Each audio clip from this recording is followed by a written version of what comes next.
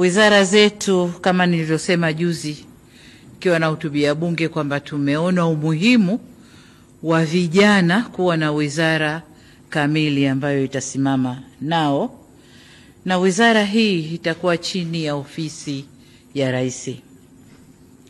Lakini vile vile tumefanya marekebisho kidogo kwenye wizara ya Kazi, Ajira na Maendeleo ya Vijana iliyokuwa, kwa sababu vijana tumewatoa. Sasa tumeona kuna haja tuwe na wizara ya Kazi, Ajira na Mahusiano.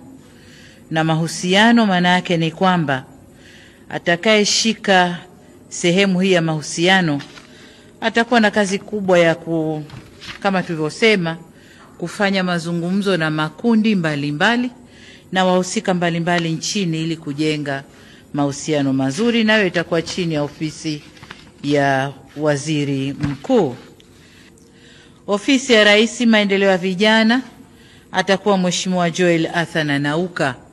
Hana naibu waziri kwa sababu atakuwa chini ya ofisi ya Rais, atakuwa na wasaidizi wengi.